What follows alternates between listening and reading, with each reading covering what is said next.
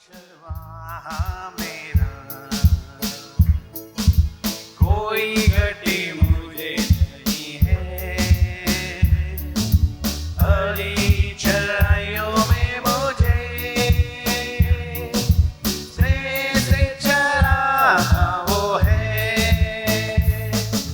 यहोवा चरवाहा मेरा, कोई घटी मुझे नहीं है। हरी चराइयों में मुझे स्नेह से चराता वो है। यहोवा चरवाहा मेरा, मृत्यु के अंधकार से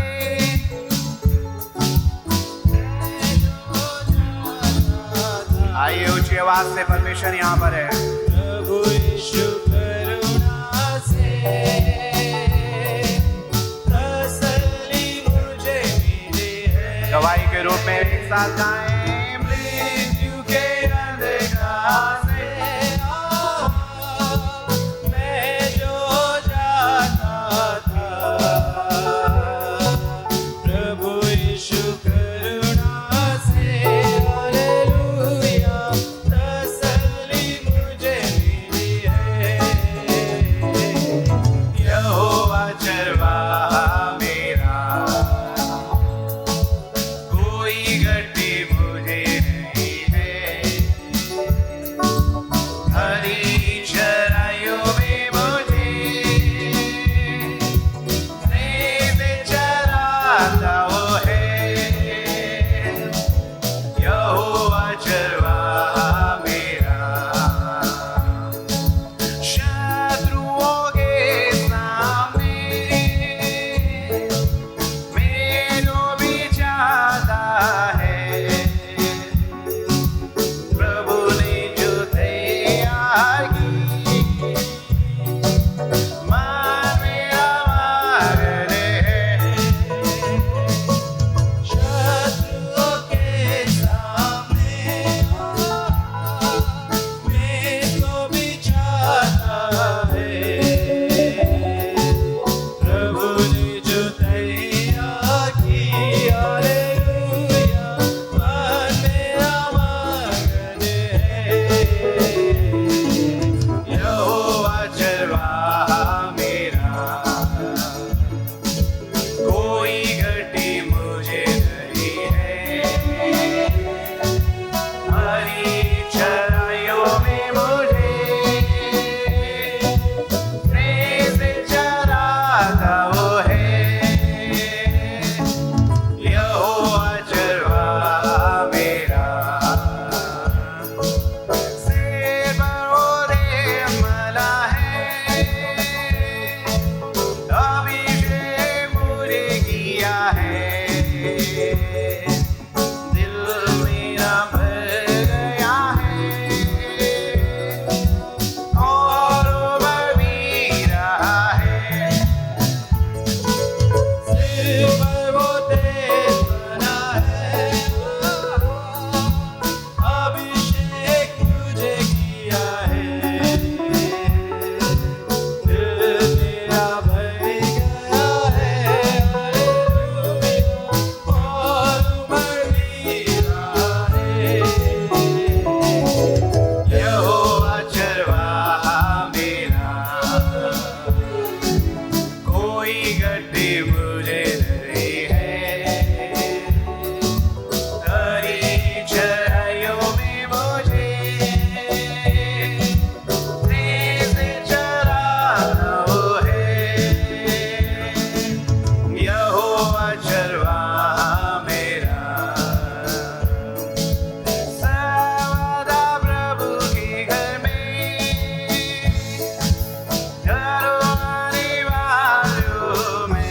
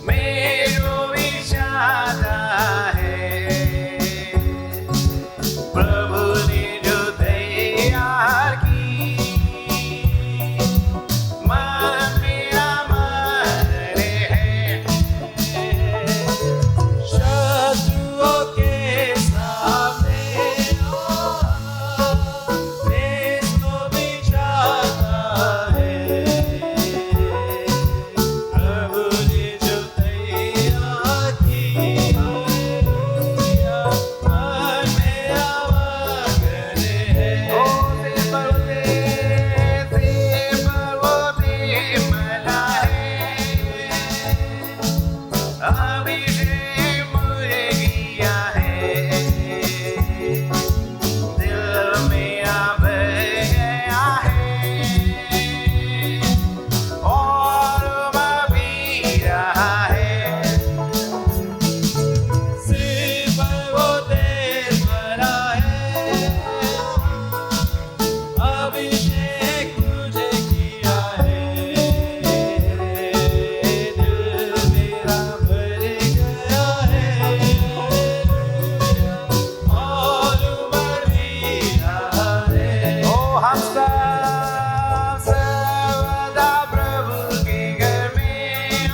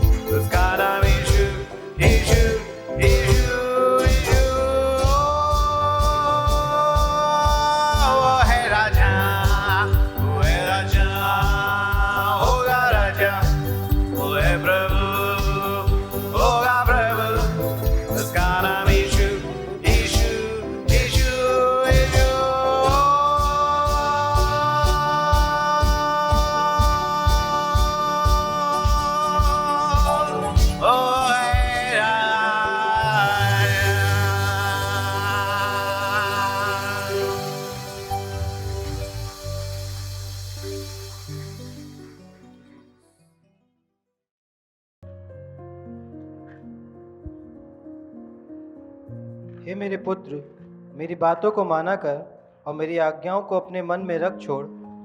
मेरी आज्ञाओं को मान, इससे तू जीवित रहेगा, और मेरी शिक्षा को अपनी आँख की पुतली जान। उनको अपनी उंगलियों में बांध और अपने हृदय की पटिया पर लिख ले। बुद्धि से कह, तू मेरी बहन है, और समझ को अपनी साथिन बना। तब तू पराई स्त्री से बचेगा जो चिकनी चुपड़ी बातें बोलती है। मैंने एक दिन अपने घर की खिड़की से अर्थात अपने झरोके से झांका, तब मैंने भोले लोगों में से एक निर्बुद्धि जवान को देखा। वह उस स्त्री के घर के कोने के पास की सड़क पर चला जाता था और उसने उसके घर का मार्ग लिया। उस समय दिन ढल गया और संध्या काल आ गया था, वरन रात का घोर अंधकार छा गया था। और देखो, उससे एक स्त्री मिली जिसका भेष वेश्या का सा था, और वह बड़ी धूर्त थी। वह शांति रहित और चंचल थी और अपने घर में ना ठहरती थी। कभी वह सड़क में, कभी चौक में पाई जाती थी, और एक एक कोने पर वह बाट जोती थी। तब उसने उस जवान को पकड़कर चूमा और निर्लजता की चेष्टा करके उससे कहा, मुझे मेल बलि चढ़ाने थे और मैंने अपनी मन्नतें आज ही पूरी की हैं।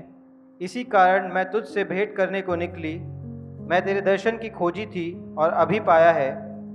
मैंने अपने पलंग के बिछौने पर मिस्र के बेल बूटे वाले कपड़े बिछाए हैं। मैंने अपने बिछौने पर गंधरस, अगर और दालचीनी छिड़की है।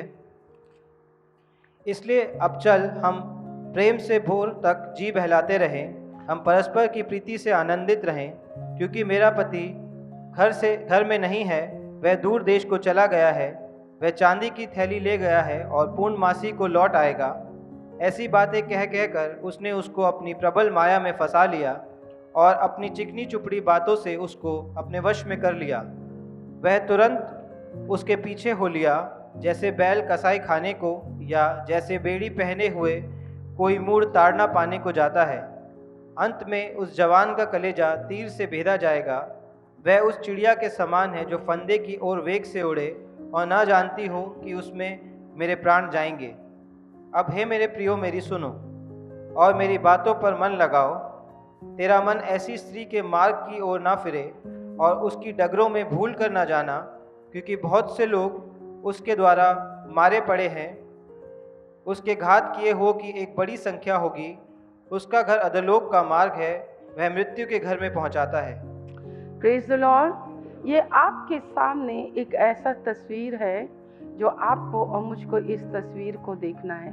संसार, बाइबल कहती है जितनों के अंदर संसार का प्रेम है, उसके अंदर परमेश्वर का प्रेम नहीं है। संसार में 3 चीज़ें हैं जो आपकी आँखों को देखना अच्छा लगता है और जब कोई चीज़ हम देखते हैं उसको प्राप्त करने की कोशिश करते हैं, और वो चीज़ें जब हम प्राप्त करते हैं तो वो हमारे लिए अच्छी नहीं है।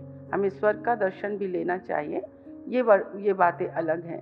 परंतु संसार में 3 चीज़ें हैं, आँखों की अभिलाषा, शरीर की अभिलाषा और जीविका का घमंड। और ये तीनों के तीनों चीज़ें इस संसार में हैं। ये संसार परमेश्वर को चिढ़ाता है। ये संसार में बहुत सी ऐसी गतिविधियां हैं, बहुत से ऐसे रीति हैं, बहुत से ऐसे रिवाज हैं, बहुत से ऐसी परंपराएं हैं जो केवल और केवल परमेश्वर को चिढ़ाते हैं। तो शैतानवाद के द्वारा, शैतानी के युग के द्वारा ये शैतान पूरा संसार, बाइबल कहती है, पूरा उस दुष्ट के वश में पड़ा हुआ पूरा संसार। ये हवाओं में, इन आकाशों में वो राज्य करते हैं, वो काम करते हैं, हुकूमत करते हैं, अधिकार रखते हैं, प्रभुता करते हैं। लिखा है कि वो स्त्री कभी अपने घर में नहीं बैठती है। संसार, कुरिन्थियों की कलीसिया को पौलुस समझाते हुए कहता है, इस संसार के रीति और विधि दोनों बदलते हैं, झट बदलते हैं, है ना। एक समय कपड़े ऐसे बदलते हैं, वाइफों को बदलना, पतियों को बदलना, हस्बैंड वाइफ एक्सचेंज, पाश्चात्य देशों में ऐसे ही होता है। जिसकी मर्जी जिसके पास जाओ, एक्सचेंज। हस्बैंड को पूरा पता रहता है और लोग खुश होते हैं, आंखें खोल खोल के देखते हैं, हंसते हैं। और वो तो जो चीज़ें आप देख रहे हैं वो अपने घर में नहीं रहती हैं, वो बिल्कुल अपने संसार घर में, घर उनको काटता है।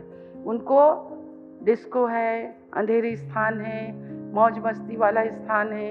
पूरा संसार जो है वो आपको इस तरह से आनंदित, इस तरह से सब कुछ जी बहलाना, मन बहलाना, पूरा शरीर का आनंद भोगना। इस संसार में केवल शरीर के भोग और विलास को पूरी करने वाली तमाम प्रोडक्ट हैं, तमाम चीज़ें हैं। वो कभी ये संसार अपने घर में नहीं बैठता है।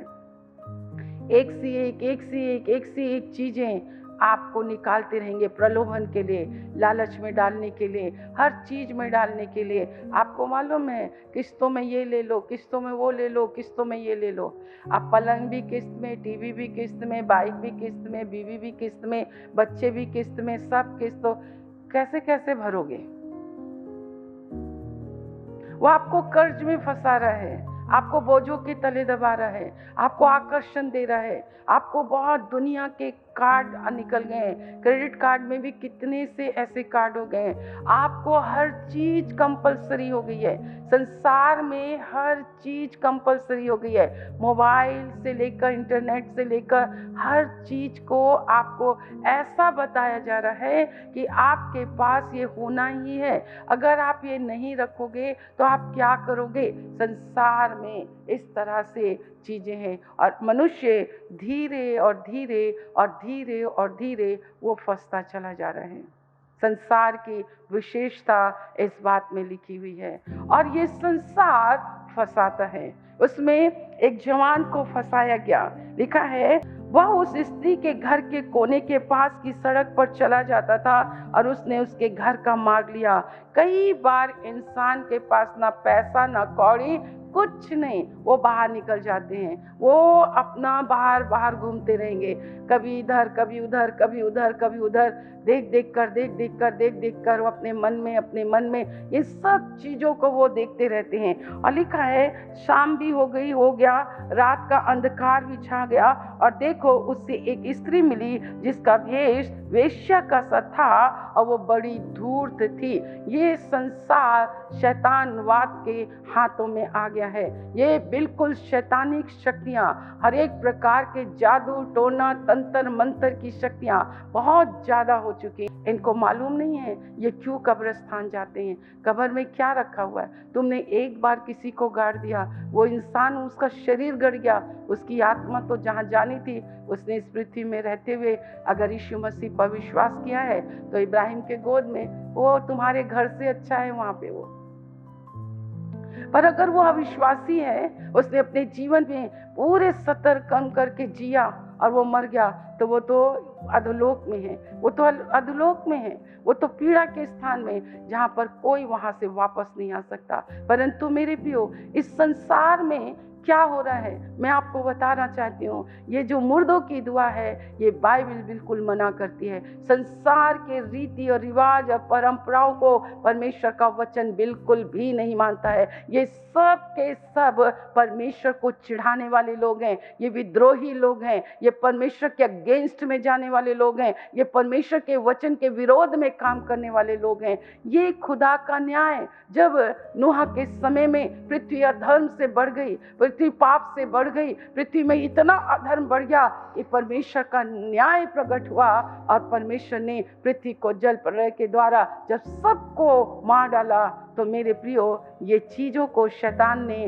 बहुत लोगों के मनों में उकसाकर परमेश्वर को चिढ़ाने के लिए उन्होंने मुर्दों का दिवस मनाना शुरू किया। और धीरे धीरे धीरे धीरे ये चीज़ें इतनी बढ़ती गई कि ये उस दिन लोगों को इतनी तांत्रिक विद्याओं के द्वारा ये मुर्दों को जिंदा कर लेते हैं, वो उसी की तरह रहते हैं। और वो दिन शैतान का ऐसा भयानक दिन होता है कि किसी के भी घरों में घुसकर वो कुछ भी कर लेते हैं। परंतु परमेश्वर का धन्यवाद हो, एक दूसरी स्त्री जो कलीसिया है, जो यीशु के लहू के खरीदी गई, जो रात और दिन दुआ करती है, अपने परमेश्वर से दुआ करती है, कलीसिया की दुआ के द्वारा ये शैतानवाद इतनी रीति से काम नहीं करता है, बिल्कुल रीति से काम नहीं करता है। वो दिन एक भयानक रात होती है, इतनी भयानक कि सारी शैतानिक शक्तियां जो हैं वो उग्र रूप ले लेती हैं, वो जिंदी हो जाती हैं। आप अपने मरे हुए को जब याद करते हैं तो उसका रूप लेकर वो आपके अंदर, आपके घर में प्रवेश कर जाती है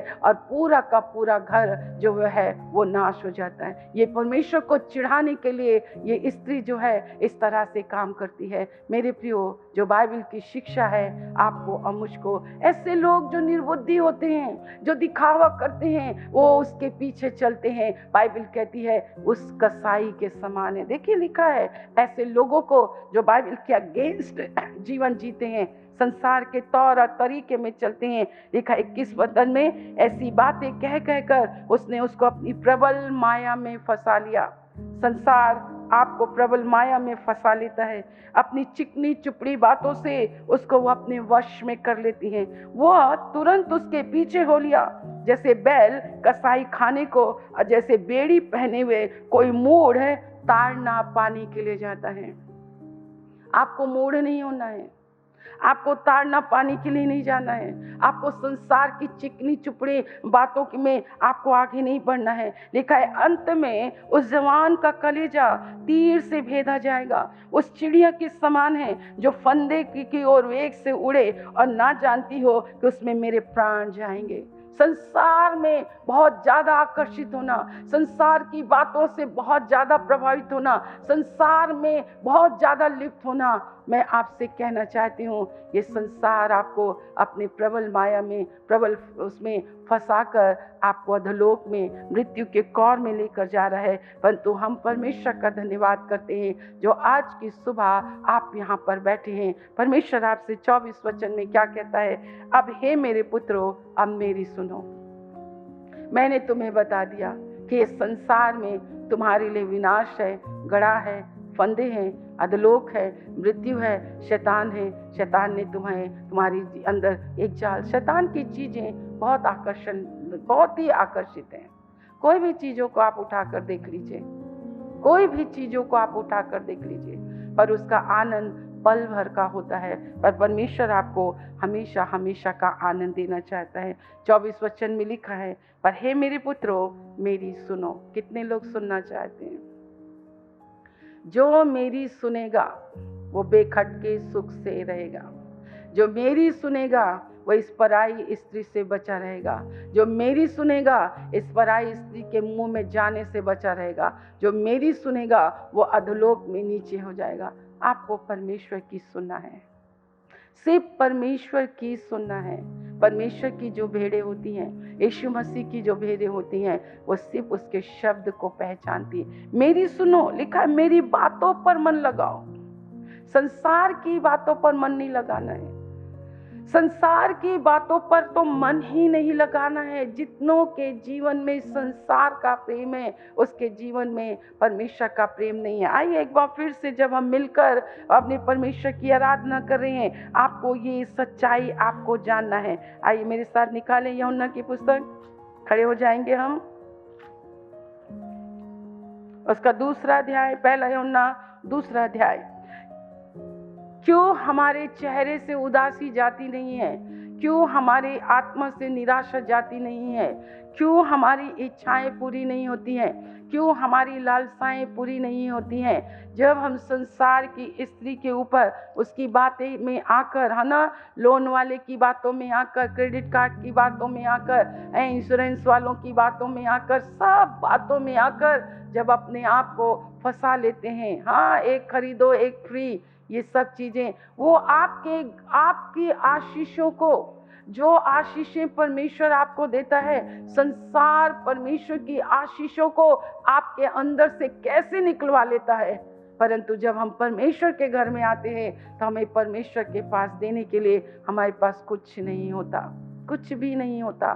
परमेश्वर कहता है किसके जीवन में परमेश्वर का प्रेम है और किसके जीवन में परमेश्वर का प्रेम नहीं है। हे मेरे पुत्रों, मैंने एक बड़ी कहानी बताई, एक भोले निर्बुद्ध जवान की कहानी मैंने बताई। एक ऐसी अभिलाषा में परिपूर्ण स्त्री के उसने उसको तरह तरह की बातें देकर आज संसार आपके जवान बच्चों को कहाँ लेकर जा रहा है। आज कहाँ लेकर आप जा रहे हैं? आप कहाँ जा रहे हैं? आप अपने मन के विषय में सोचो। एक समय था, हाँ, आपका मन कितना सीधा और कितना भोला था, पर आज आपके मन ने किस तरह से आपके हाथों में जो खिलौने आए हैं, उस खिलौने को देख देख कर आज एक भोला मनुष्य भी कितना चतुर हो गया है।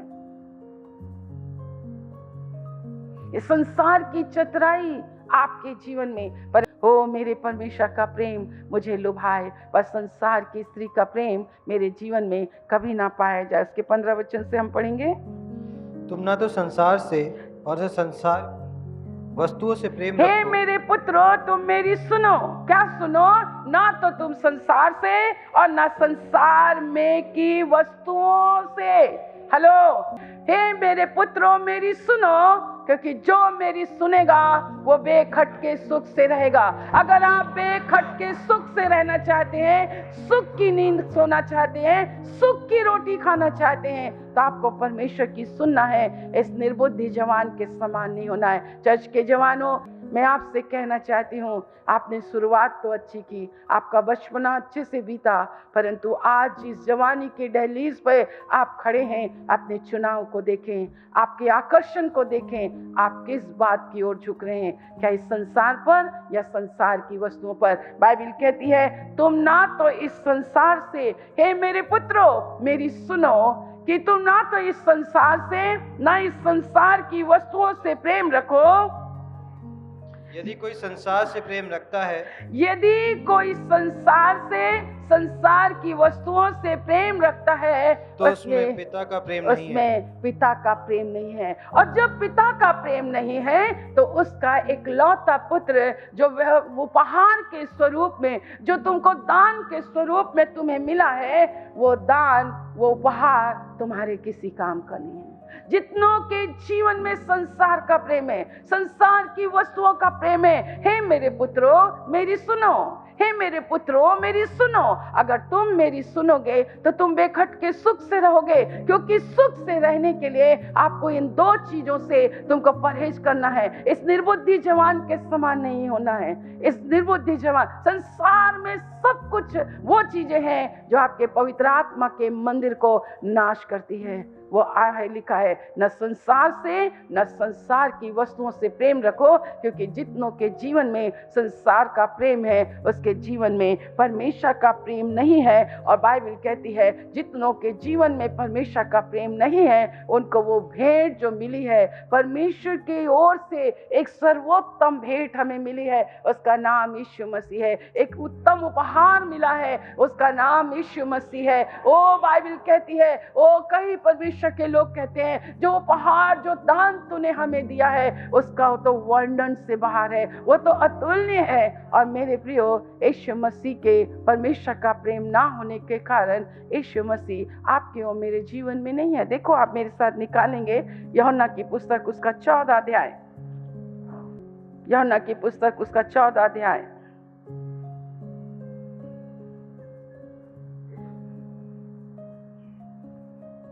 उसके 23 वचन को हम पढ़ेंगे। यीशु ने उसको उत्तर दिया, यीशु ने उसको उत्तर दिया, यदि कोई मुझसे मुझसे प्रेम यदि रखेगा, कोई मुझसे प्रेम करेगा, हे मेरे पुत्रों मेरी सुनो, तुम न संसार से न संसार की वस्तुओं से प्रेम रखना, क्योंकि अगर तुम इस संसार से और इस संसार की वस्तुओं से प्रेम रखोगे तो उसमें परमेश्वर का प्रेम नहीं है। यूहन्ना 14 उसके उसमें लिखा 23 में यीशु ने उसको उत्तर दिया, यदि कोई मुझसे प्रेम रखेगा, यदि कोई मुझसे प्रेम रखेगा तो वह मेरे वचन को मानेगा, वो मेरे वचन को मानेगा, और मेरा पिता उससे प्रेम और मेरा रखेगा, पिता उससे प्रेम रखेगा, और हम उसके पास और हम आएंगे उसके पास आएंगे और उसके साथ वास करेंगे। और उसके साथ वास करेंगे। हालेलुया। आपके संग परमेश्वर रहेगा, यीशु मसीह रहेगा, पवित्र आत्मा रहेगा, जो आपको ये निर्बुद्धि जवान के समान होने नहीं देगा। हालेलुया। इस संसार की चंचलता पर आपको आश्रित होने नहीं देगा, आपको आकर्षित होने नहीं देगा, वरन आपको अधोलोक में जाने से बचाएगा, मृत्यु के ढलान में वो आपसे जाने से बचाएगा, आपको उस कसाई से बचा लेगा। सच पूछो तो सचमुच में ये संसार कसाई के समान है, कसाई के समान है, कसाई के समान है। आप अपने घर के अंदर ऐसी चीजों को लेकर आ गए कि आपका अबोध बच्चा समय से पहले वो इस जवान के समान हो गया।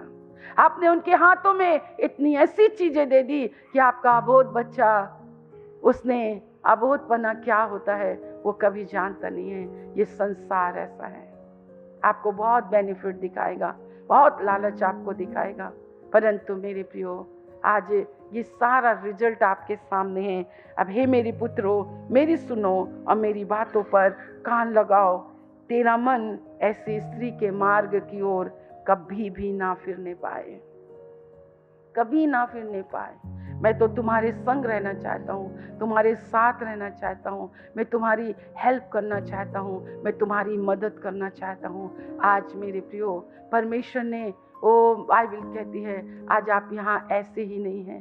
परमेश्वर ने आपके उद्धार के लिए, आपके छुटकारे के लिए, कि आप इस अधोलोक में ना जाएं, आपका मार्ग अधोलोक में नहीं, आप मृत्यु के घर में ना पहुंचे, इसलिए परमेश्वर आपको और मुझको कहता है, मेरी सुनो, मेरी सुनो, मेरी सुनो। जो मेरी सुनता है, जो मुझसे प्रेम करता है, वही है। देखो, उसके फिर से आएंगे, यूहन्ना पहला यूहन्ना 2 और उसके 16 को फिर से पढ़े, क्योंकि जो कुछ संसार में है, अर्थात शरीर की अभिलाषा, हाँ, और आंखों की अभिलाषा, हाँ, और जीविका का घमंड, हाँ, वह पिता की ओर से नहीं, हाँ, परंतु संसार ही की ओर से है। हाँ, संसार और उसकी अभिलाषाएं दोनों मिटते जाते हैं, दोनों मिटते जाते हैं, पर जो परमेश्वर की इच्छा पर चलता है जो वह सर्वदा बना परमेश्वर रहेगा। की इच्छा पर चलता है वो सर्वदा सर्वदा सर्वदा बना रहेगा। हालेलुया। और केवल आज नहीं, आज से कई कई वर्ष पूर्व जो है, परमेश्वर ने भविष्यवाणी के द्वारा, यिर्मयाह के द्वारा, ये बाबुल गिर पड़ा, ये बेबीलोन गिर पड़ा। आप देखिए, आज मैं सुबह यही बात आपको बता रही थी। ये तो संसार का रिजल्ट आपके सामने है, विनाश है, अधोलोक है और मृत्यु के ढलान पर है। उनको क्या उपाधि दी गई है परमेश्वर की ओर से, कि वो तो एक ऐसे निर्बुद्धि मूर्ख जवान के समान है, जो कसाई के पीछे ऐसे चले जाते, बड़े इच्छा से हम अपने आप ही उसमें चले जाते हैं, पर तुम उसकी डगर में भी खड़े मत होना, उसकी डगर में भी मत जाना, क्योंकि तुम्हारा विनाश है। परंतु परमेश्वर ने आपके लिए एक बहुत अच्छी बातें रखी हैं। आप जानना चाहोगे परमेश्वर ने आपके लिए क्या अच्छा रखा है? बहुत ही अच्छा लगता है ऐसे हम परमेश्वर की how great is our God. ये पूरी बाइबल आपके सामने खुली है ना। ये आकाश में क्या होगा इसमें लिखा है, इन तारों के साथ क्या होगा इसमें लिखा है, ये चांद के साथ क्या होगा लिखा है, ये सूर्य के साथ क्या होगा ये लिखा है। संसार की अभिलाषाएं सब की सब मिट जाएंगी, परंतु जो परमेश्वर की इच्छा के अनुसार चलेगा मैं उसको हमेशा बचा के रखूंगा। इसलिए परमेश्वर आपको मिस्र से निकाल रहा है, संसार से निकाल रहा है, संसार की अभिलाषाओं से निकाल रहा है। और बाइबल कहती है जब ये सत्यानाश होगा, जब परमेश्वर का न्याय होगा, जब परमेश्वर इन हवाओं सब चीज को नाश कर देगा, पूरी पृथ्वी जैसे सदोम और अमोरा में हुआ, जैसे नूह के समय में हुआ, आज वर्तमान समय में पृथ्वी का हाल ऐसे ही होगा। पर इससे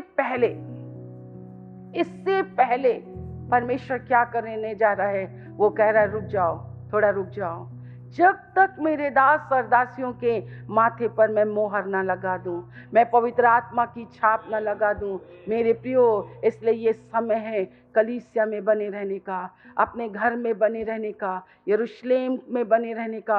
आपको यरूशलेम छोड़ना नहीं है। प्रकाशित वाक्य की पुस्तक उसके 7वें अध्याय और 1 वचन से आप जाओ तो वहाँ पर लिखा है अभी रुको, अभी मैंने बोल तो दिया है पर रुक जाओ, अभी मेरे दास और दासियों पर मुझे मोहर लगाना बाकी है। और लिखा यहूदा के गोत्र में से 12,000, बिन्यामीन के गोत्र में से 12,000, यूसुफ के गोत्र में से 12,000। ओ अगर इन सब नामों की अगर मैं आपको स्टडी कराऊं तभी आपके पास इतना समय नहीं है, परंतु मैं इतना जानती हूँ यहूदा, ओ परमेश्वर का हम धन्यवाद करते हैं। यहूदा कौन था? कौन था यहूदा? किसका बेटा था? वो त्यागी गई का बेटा, वो तुच्छ जानी गई का बेटा। वो परमेश्वर ने उसे बेटा दिया और जब उस बेटे को पाया उसने कहा प्रभु मैं तेरा धन्यवाद करता हूँ। आपको मालूम है परमेश्वर के धन्यवाद करने वाले लोगों का भी एक गोत्र है। और परमेश्वर ने कहा मैंने 12,000 लोगों को, यूसुफ के घराने से 12,000 को, और बिन्यामीन के गोत्र से 12,000 को। आपको अपने वंश को त्यागना है, अपने गोत्र को त्यागना है, अपनी ऐसी बातों को त्यागना है। आपको परमेश्वर के गोत्र में होना है, परमेश्वर के वंश में से होना है। आपको यहूदा में से, आपको याकूब में से, आपको यूसुफ में से। और ये सारे वे लोग हैं, आप उनकी स्टडी आप करेंगे। अगर आप बाइबल स्टडी करें, प्रभु के पास आए, तो परमेश्वर आपको बहुत से वचनों में, और उसमें लिखा है शेष और भी ऐसे होंगे, हर जाति से, हर भाषा से, हर कुल से, हर उससे। उनकी 143 लिखा है, 1,44,000 लोग हैं जिनके माथे पर मैं मोहर लगाऊंगा, और ये अधलोक में नहीं, ये मेरे सन्मुख खड़े होंगे। और लिखा है एक बड़ी भीड़, वो आपके लिए बोल रहा है, वो मेरे लिए बोल रहा है, एक बड़ी भीड़ जिसको कोई गिन नहीं सकता।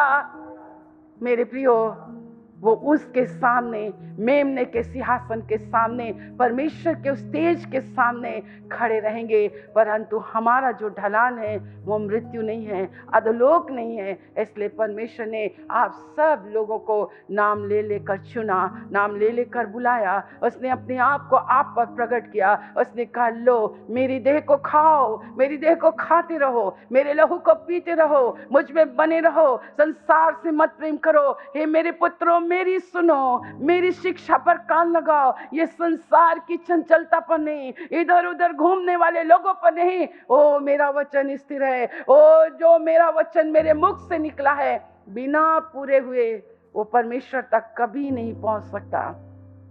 इसलिए आपको जब ये स्त्री में शामिल किया गया है, परमेश्वर की स्त्री आपको कहा गया, परमेश्वर की पत्नी कहा गया, आपको परमेश्वर की दुल्हन कहा गया, परमेश्वर के लोग कहा गया, आपको परमेश्वर की निसंतान कहा गया, चुने हुए वंश कहा गया, याजकों का समाज कहा गया।